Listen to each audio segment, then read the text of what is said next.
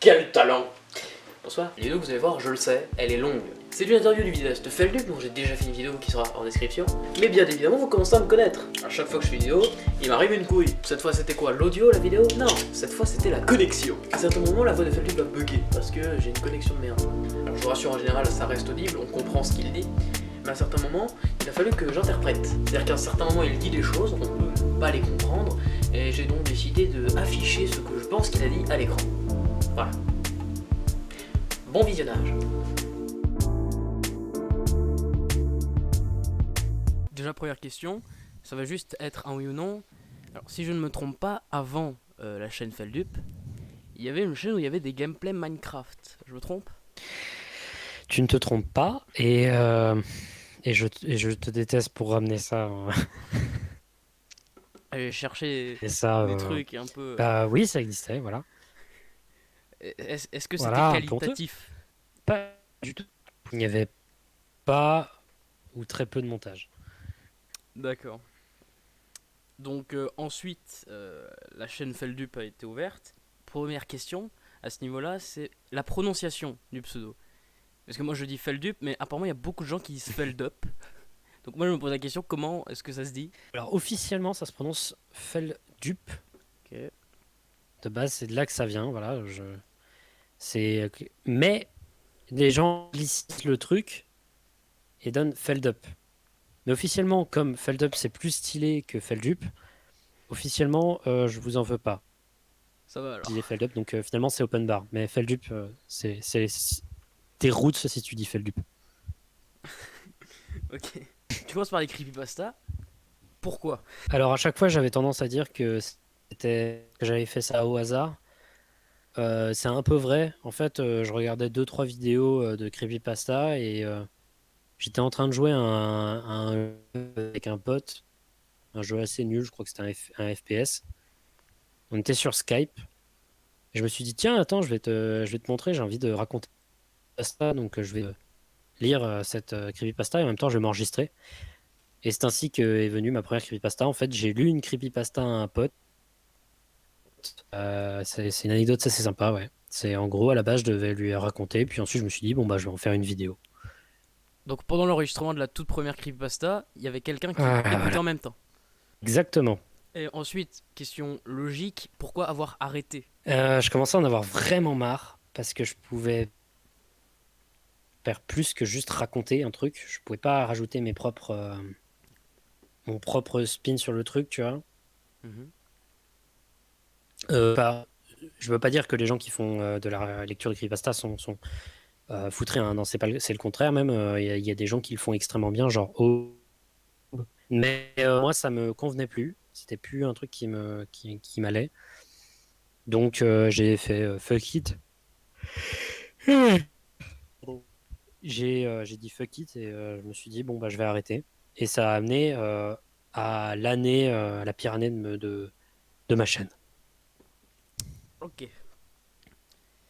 Euh, Question intermédiaire sur un projet que j'avais trouvé que je ne connaissais pas il y a quelques mois. Le jeu vidéo Castle. Qu'est-ce qui s'est passé? Qu'est-il advenu? Alors en fait, j'ai toujours le fichier sur mon ancien ordi. Mais j'ai abandonné parce que c'était. Enfin, j'ai pas abandonné en même temps. C'est-à-dire la dernière fois, ça devait être il y a un an. Mais de temps en temps, de revenir sur le fichier, de m'amuser à continuer le machin.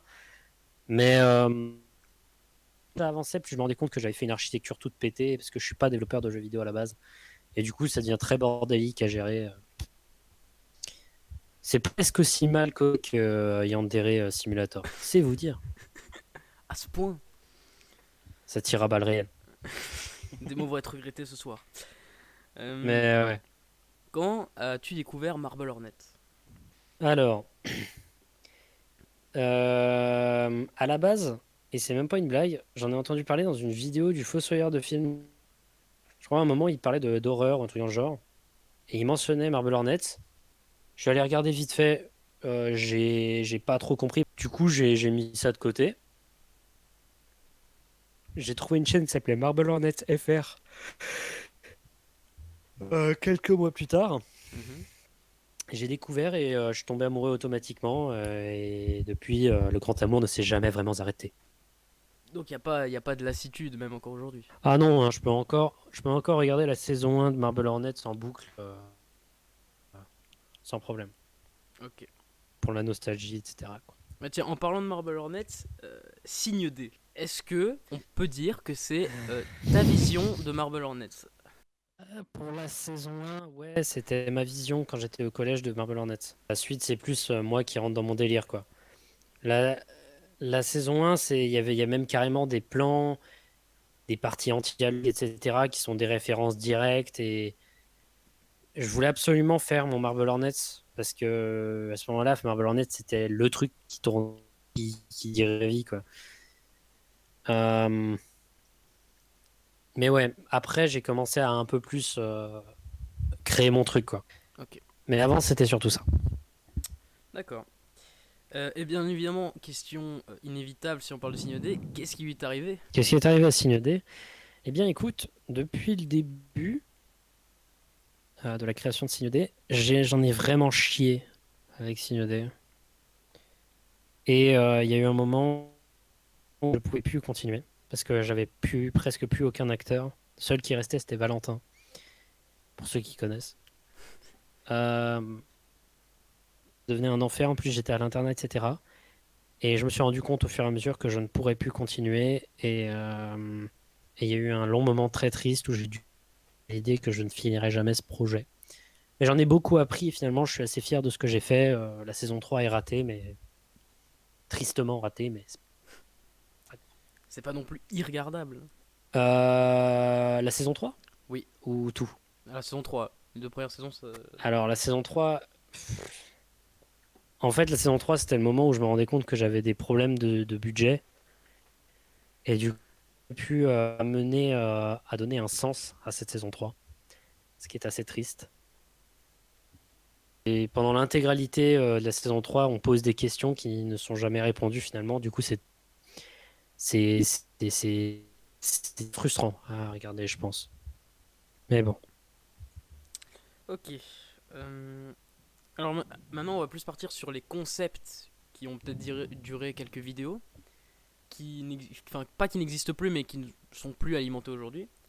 Par exemple, d'où vient l'idée du concept alors attention pour l'accent, Your mind is mine. Oh putain. J'ai cherché loin pour mes questions.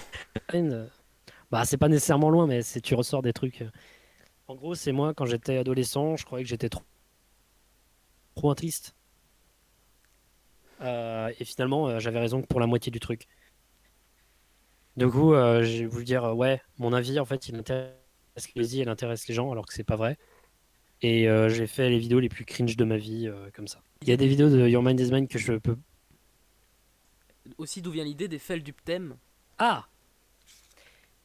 Alors, il fut un temps, je faisais des vidéos, c'était ce que j'appelais des expériences musicales.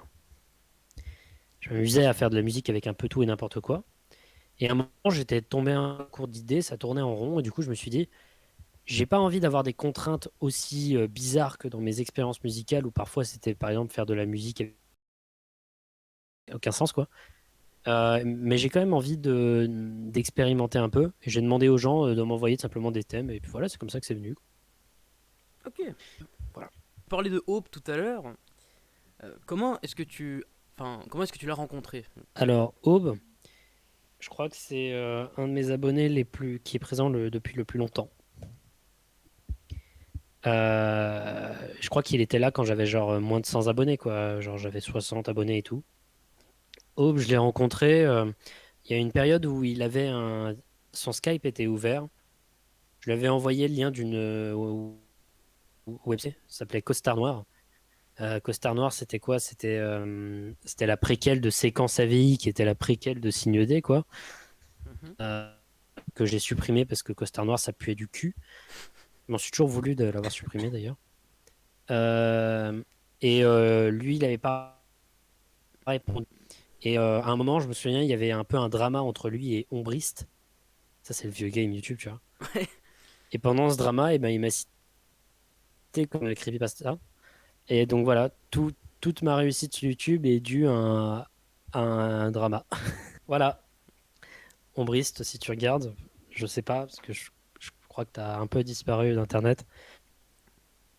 Ça, je t'aime très fort. On va parler d'un truc qui est le plus présent actuellement sur ta chaîne, c'est les findings. Alors, juste, est-ce que tu peux expliquer ce que c'est findings pour les gens qui connaîtraient pas? Alors, Findings, c'est une émission qui parle de mystères et de choses mystérieuses que je trouve sur Internet. Ce... Généralement, le principe d'un épisode de Findings sera d'analyser quelque chose que j'ai trouvé sur Internet ou trouvé dans la vraie vie. Mais finalement, c'est une émission qui finalement n'a plus vraiment de sens aujourd'hui parce que je peux aussi bien démarrer une émission, vous croire que ce dont je vais parler est normal et en fait c'est une mise en scène depuis le début, ou alors parler d'un truc qu'on sait qui est vrai, etc., du début à la fin, mais juste dans le dossier, etc. Finalement, ça devient juste une chaîne, enfin une émission un peu orientée horreur et mystère dans laquelle je me lâche. Les petits passages de fiction dans certains findings, est-ce qu'ils font partie d'un espèce de tout ou est-ce qu'il faut les prendre individuellement? Pour la plupart, faut les prendre individuellement, genre celui de la Red Room par exemple. Mhm. Quelques-uns, des moments, ça. Lentement, je suis en train de placer plein de petits indices qui annoncent de fil rouge un peu bizarre. Vous allez voir, ça va être sympa. Euh, et la vidéo qui t'a demandé le plus de travail au niveau de l'intégralité de ta chaîne? Euh... Vidéo ou pas le groupe de vidéos, j'imagine. Oui, une seule. Putain, pardon. Euh... Euh... Petscop, la première partie. Pile la première partie, pas la deuxième. Bah la deuxième, j'avais déjà écrit le truc, j'avais déjà écrit tout, donc comme en fait en soi les deux c'est un grand tout quoi. C'est Ok. juste que j'ai mis plus de temps avant de poster la première en faisant la deuxième. La deuxième j'avais déjà tous les genre j'avais déjà designé les écrans qui apparaissaient au fur et à mesure. J'avais fait tous les petits assets à côté que j'avais dû créer pour la partie 1. Voilà. Ok. Et en comparaison, celle qui a été le plus rapide à faire? Euh, Sur toute ma chaîne. L'intégralité. Oula. Même s'il y a des trucs qu'il faut déterrer.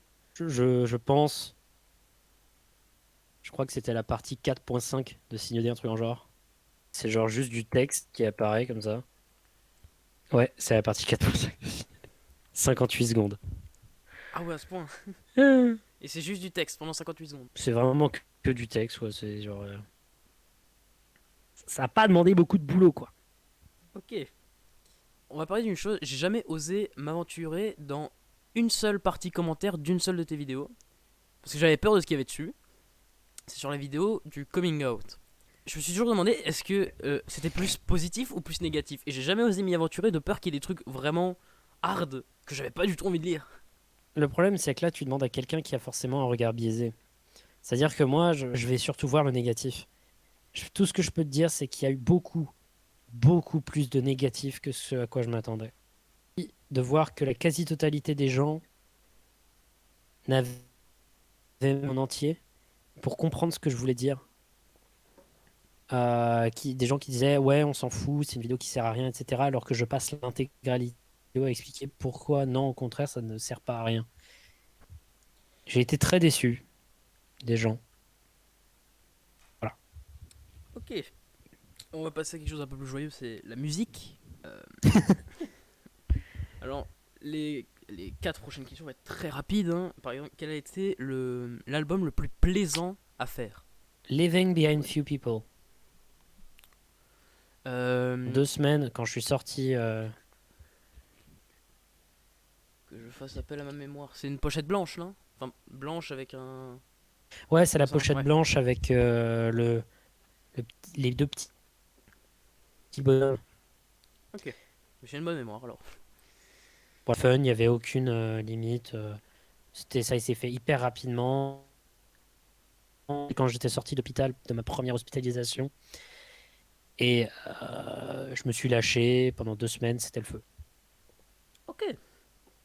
Euh, L'album que tu as réalisé toi-même, que tu préfères aujourd'hui. Euh, je vais donner deux réponses. Ok. Parce que celui que je préfère actuellement, c'est Stargazing and Healing, celui que j'ai sorti en dernier. Mhm. Celui que je vais sortir est officiellement meilleur, mais il n'est pas encore sorti. Donc, Ok. La musique que tu as fait, que tu as préférée. Malaysia Airlines Complaint. Je dirais que Century Long Fire, Stockholm et Paris I Hate You sont deux qui surpassent. Ok. Voilà. T'avais quelques clips aussi sur ta chaîne, dont aussi un non-clip pour sur Face, je pense. Euh, Oui, dans tout cela, lequel as-tu préféré faire, tourner, tout ça? celui de Just Be Quiet, parce qu'en gros, tout simplement, c'est un clip que j'ai fait avec mes potes quand ils sont tous venus chez moi. On a passé un super moment. Je sais que c'est pas très professionnel comme vidéo, etc. Mais on a passé. Ce que je veux retenir, c'est qu'on s'est bien marré, quoi. C'est tout. Ok. Le projet que tu rêves de faire. Je sais pas. J'ai trop envie de faire de l'urbex avec des gens comme le Link. J'en ai jamais fait. J'aimerais trop, en fait. J'aimerais également faire genre un gigantesque, un gigantesque jeu de rôle avec plein de gens. Mais un jeu de rôle qui pourrait bien se faire en vidéo. Ça, c'est le genre de fantasme que je me dis, oh putain, faut que je le fasse, faut que je le fasse, mais je le fais jamais, quoi. Euh, Parce qu'avec les potes avec lesquels j'ai fait le groupe, le fameux clip de Just Be Quiet, on aime bien faire des JDR grandeur nature. Et j'aimerais bien faire ça avec je sais pas moi, d'autres youtubeurs que j'invite et tout. Et on fait un truc long comme ça, genre une bonne, etc. On peut voir les interactions entre les gens. Ça peut être fou, ça. Alors, j'ai fait une vidéo en août, t'étais à 60 000 abonnés à peu près, maintenant t'es à 130 000. Selon toi, qu'est-ce qui a poussé cette augmentation, on va dire d'un coup, en 8 mois à peu près? Alors, euh, ça c'est une très bonne question, ma couille. Euh, T'appeler ma couille. Putain. Euh, alors, la vidéo est ratasse. La vidéo sur Reddit. Mhm. Mhm. Le grand JD qui parle de moi dans une vidéo. Ok. Et c'est à peu près tout, je crois. Je sais ce c'est pas ce qui a démarré le tout début quand je suis passé de 4 000 à 10 000, 20 000, etc. Mais après, au fur et à mesure, j'ai encore moins compris, quoi. Ça s'est calmé un peu, Donc, donc c'est cool. on a, Enfin, non, c'est pas cool, mais c'est cool quand même. donc, j'ai parlé des chiffres qui Politique. montaient. Maintenant, je vais remonter genre juste 2 ans en arrière ou 3, je sais plus trop. Selon toi, qu'est-ce qui a à un moment provoqué une stagnation? À un certain moment, pardon. J'ai arrêté les creepypasta. Les gens s'étaient abonnés juste pour ça, en fait. Et il y a eu un moment où j'ai dit stop et je me suis dit, bon, bah, je vais rebrander ma chaîne parce que les gens s'attendent encore à ce que je poste des creepypastas. C'est pour ça que les creepypastas sont en privé, là. Au niveau des albums, qui s'occupe des illustrations? Moi. Je me doutais, mais je voulais quand même demander. D'accord. Est-ce qu'on t'a déjà arrêté dans la rue? Et figure-toi que... Attends. Non. Jamais. Arrêté dans le métro, dans mon école, à la Fnac. Donc c'est jamais arrivé, juste tu marches et quelqu'un t'arrête pour te dire ah, je te connais, je sais ce que tu fais et tout. Non. Mais c'est rigolo parce que tous mes abonnés qui m'ont rencontré jusqu'à maintenant, ils ont tous la même phrase d'accroche, c'est mais attends, t'es pas youtubeur? Et je trouve que c'est dire ça. Elle est géniale Je sais cette pas pourquoi, phrase. je trouve ça très tactique, donc bravo. Tes inspirations pour la musique et pour la vidéo. Oula. Pour la musique, je dirais évidemment Radiohead, mais aussi Bon Iver, Kanye West. Sufjan Stevens, Car City Rest, beaucoup de Car City Rest. Bright Eyes. Et niveau vidéo? Ah oui, merde, pardon. Pardon. Oui. Évidemment, Michou. Je rigole. Bien Euh, évidemment, hein. Niveau vidéo, bah, tous les qui font du contenu foufou. Nexpo, Scare Theater, Rainbot, etc., etc. Mais également des Français comme Alt 236, Daenis, etc. Antoine Daniel, mais ça, c'est des inspirations qui sont indirectes. Pour revenir légèrement sur la musique, tu joues de quel instrument? Je joue mal du ukulélé, mal de la basse, très mal du piano, et c'est à peu près tout. Oui, mais au final, ça donne quand même quelque chose qui est pas trop mauvais, donc ça va. Ouais, parce que je sais retoucher. C'est horrible. Si, un peu de batterie, ouais, un peu de batterie. Mal ou bien? Moyen. C'est déjà mieux que le reste. Ouais, mais je te promets, c'est pas fou. Genre, C'est mieux, mais c'est pas non plus. c'est pas reluisant, quoi. Genre, Sur les albums, est-ce que tu fais tout de A à Z ou tu te fais des pour certaines choses ou je ne sais quoi? je fais tout de A à Z, sauf dans le morceau Surface dans Home par ma cousine, et sauf dans Stockholm dans le prochain album, et c'est tout. Au niveau du matériel global, à la fois pour la musique et pour la vidéo, est-ce que tu possèdes? Alors ça, c'est une question super chiante, Oui. parce que en fait, j'ai rarement les noms en tête.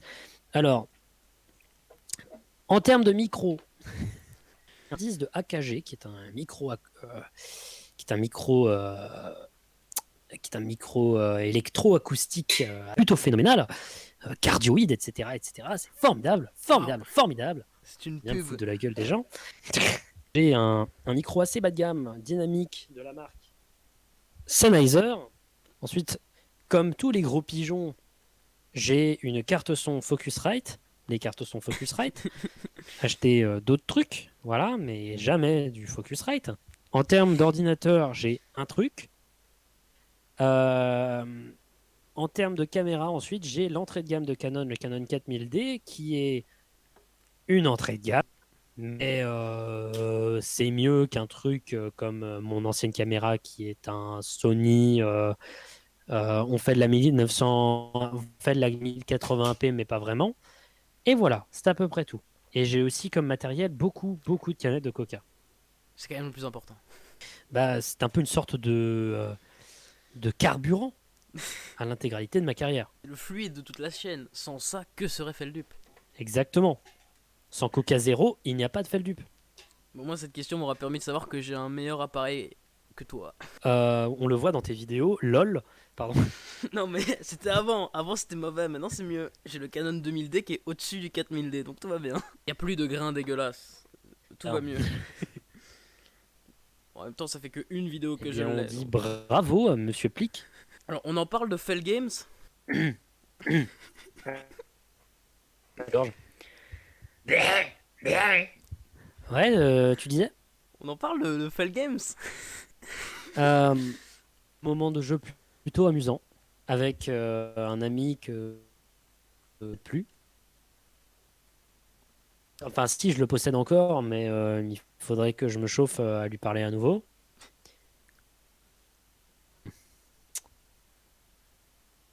Écoute, on fait tous des erreurs, voilà, on fait tous des erreurs.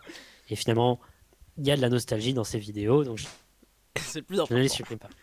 Je suis d'accord, on fait tous des erreurs. C'est pas pour rien que ma chaîne a commencé Il y en a étrangement RG. en juin. Alors que bah elle existe depuis 3 ans quoi. Mais c'est pas grave. Bien sûr, bien sûr. Hashtag Supre. Est-ce qu'on t'a déjà proposé des partenariats? T'en prie. Oui, et on m'a même le fameux Raid Shadow Legend Non. que j'ai habilement refusé. Parce qu'en fait, vous vous rendez pas compte, mais je gagne pas mal de thunes déjà avec ma chaîne Waouh. de faire ça. Il y a plein de gens qui m'ont dit prends la thune, mais genre, mais je suis pas non plus à la rue à ce point, quoi. Genre, je suis très bien avec mon matériel bas de gamme et Tant que j'ai ça toujours marche. été dans le côté un peu zer, tu vois.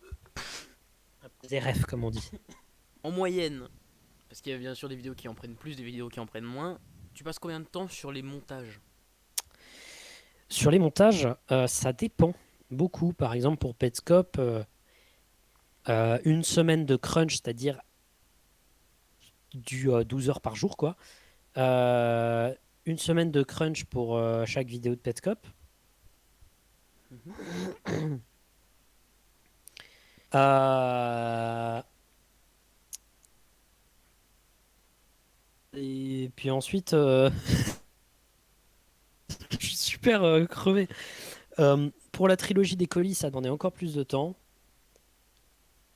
Dont tu as fait d'ailleurs une vidéo où d'avoir highlight mon prout. Voilà. D'ailleurs, je crois qu'il n'est pas un prout, c'est juste un craquement de plastique. C'est pas grave. Le plus important, c'est d'assumer ses paix. Ce n'est pas grave d'en faire. Je t'en veux. Je t'en veux énormément. Mais je me souviens plus d'avoir prouté pendant ce tournage. C'est possible que ce soit un craquement de plastique. En tout cas, ça Bon, m'a fait un merveilleux passage. Non, c'était plutôt amusant. Je te déteste. Oui, alors... qu'est-ce que je voulais dire depuis?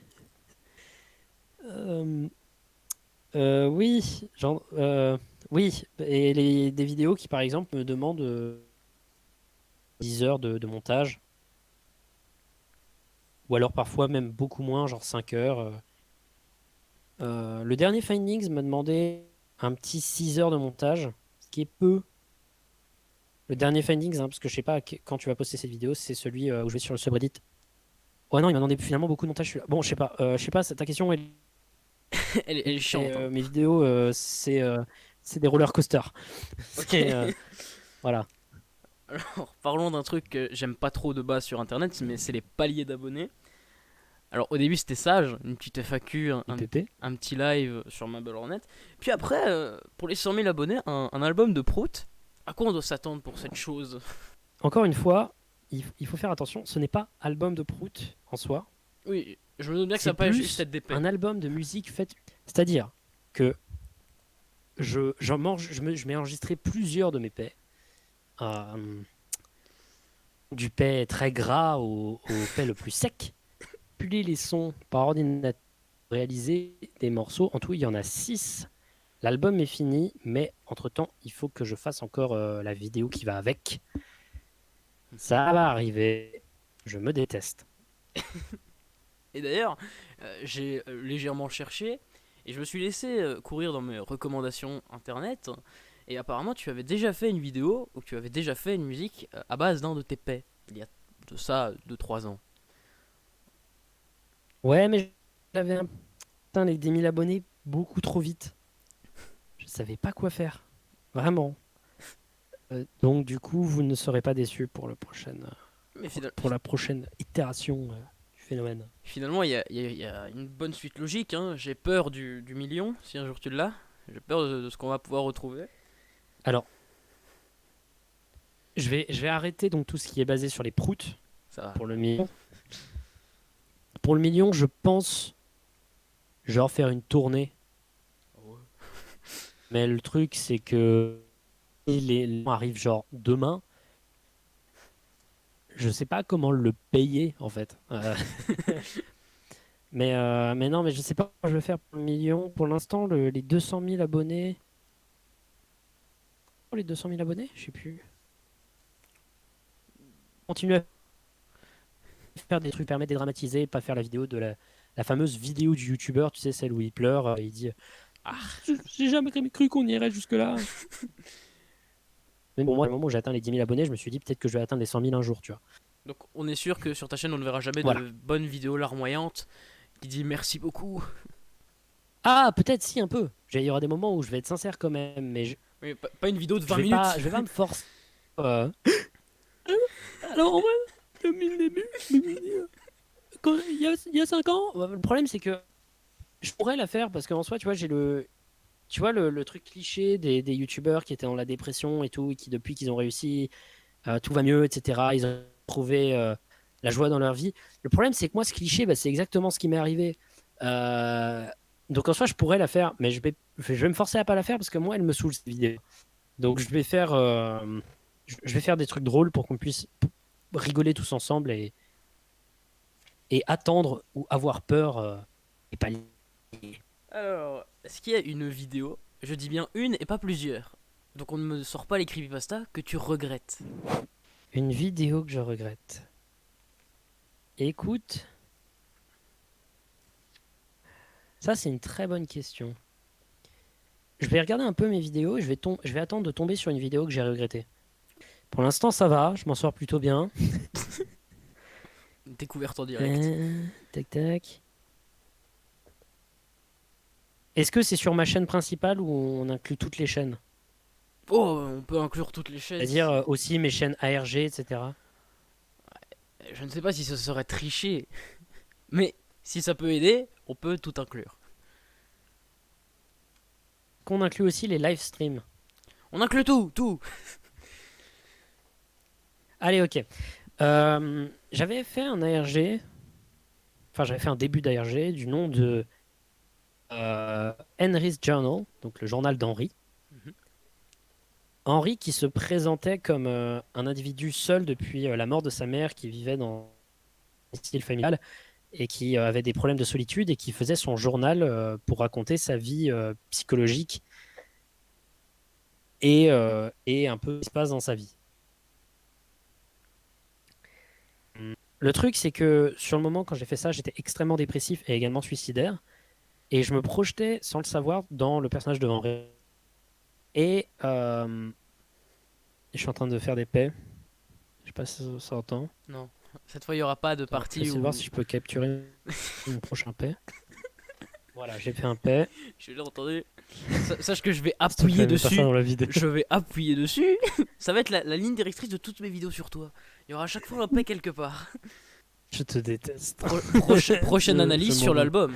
Ah, l'analyse sur l'album, mais pas le stylet. En plus, c'est qui peut triste parce que sortir. là, je vais parler d'un truc vraiment, vraiment triste. Faut mieux dédramatiser un petit peu avant. Donc, j'étais extrêmement dépressif, j'étais suicidaire, et donc dans ce personnage, je me projetais sans faire exprès. Et à un moment, j'ai lancé un stream selon le personnage où il demandait peur, ou sinon il se suicidait. Alors, le chantage sur le suicide, c'est très mal, mais justement, sur le moment, j'avais pas de limite dans mes projets artistiques. Et c'est à ce moment-là que j'ai mis des limites intérieures, parce que à un moment, il y a un de mes potes qui avait beaucoup d'abonnés qui a partagé le live stream normal, tu vois. Mhm. Et sauf qu'il y avait des gens qui n'ont pas compris que c'était un ARG qui sont arrivés. Et là, je me suis rendu compte de mon erreur en plein live et c'est devenu l'indice de ma vie parce que j'ai pas quitté le personnage. Et en fait, je me rendais compte que la raison pour laquelle j'avais fait ce live, c'est parce que j'avais aussi envie de me suicider. Ça a traumatisé beaucoup de gens. Sur le moment, juste après, le lendemain de ce live, je suis en hôpital psychiatrique pour 1 mois et demi. Je regrette tout vis-à-vis de ce live stream. C'était une catastrophe. Et putain, quel enfer. Voilà. Le dernier album que tu as sorti, est-ce que tu peux le prononcer à ma place? Parce que bah, je vais juste l'écorcher. Le Stargazing and Healing. Voilà. Il comporte une petite histoire au fil des chansons. Healing. Alors, l'idée de cette histoire, d'où vient-elle? D'un râteau que je me suis pris. Non, en réalité, c'est à la fois un râteau que je me suis pris, un râteau légendaire d'une personne qui s'appelle Karen. Oui, le nom a été sauvegardé. Mhm. En gros, je me suis pris un râteau de la part d'une fille qui s'appelait Karen, dont j'étais très amoureux. Je dis son nom parce que dans l'album, etc., parce qu'elle est d'accord et que c'est d'ailleurs elle qui a écouté l'album en premier. Précise. C'était une expression de ce que je pensais sur le moment et de l'évolution de comment je comptais y avancer ça.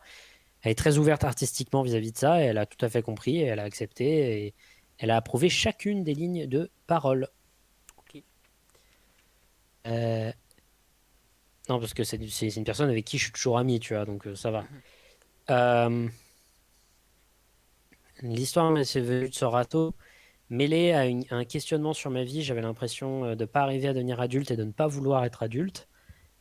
Et également c'est venu du fait que je déteste faire des soirées et que tout le concept de cet album vient de cette soirée catastrophique. Et je raconte donc dans l'album cette soirée catastrophique qui se détruit. Et simplement parce que moi non plus, dans la vraie vie, ça me fout de l'anxiété, etc., d'aller dans des soirées de ce genre. Eh ben on a fini. C'est super! Je suis à la fois impressionné que ça ait été aussi vite et légèrement heureux parce qu'il faut que j'aille pisser. Donc le fait que ça soit fini. Alors, Je n'ai plus Monsieur Pix et Monsieur Pisse. c'est la vanne sur les proutes qui t'a un petit peu énervé, non? C'est ça? Un peu, ouais. Mais malgré ça, l'interview est terminée, mais il te reste 2 questions. Pardon? L'interview est terminée, mais il reste quand même 2 questions qui sont, on va dire, hors de toi. Oui, mais c'était un pardon d'exclamation. Ah, d'accord. Excuse-moi, je suis un peu con. Déjà, est-ce que c'était un bon moment? Ça, c'est pour mon ego personnel que je demande ça. Alors, oui. Mais je mettrais une astérix sur le fait que tu te foutis de ma gueule vis-à-vis de mes proutes. Et ça, c'est impossible. Je le dis tout de suite. C'est inadmissible. C'est très mauvais. Et d'ailleurs, mon cul va s'exprimer à... Voilà. J'en aurai 2 pour ma vidéo, je suis content. Il l'a capturé ou pas, le prout? Oui. Et deuxième question, est-ce que tu peux t'occuper de la fin de la vidéo? C'est-à-dire que tu fais la petite outro, je te laisse faire. Tu gères ça comme tu veux. Et salut tout le monde, c'est David Lafarge Pokémon. Alors comment allez-vous? Non, vous pouvez vous abonner à la chaîne de Zi, en haut à droite. Regardez les 2 dernières vidéos postées sur la chaîne de Wartech à gauche et à droite. Et ensuite, allez donner de l'argent sur mon Tipeee, tipeee.com/alt236.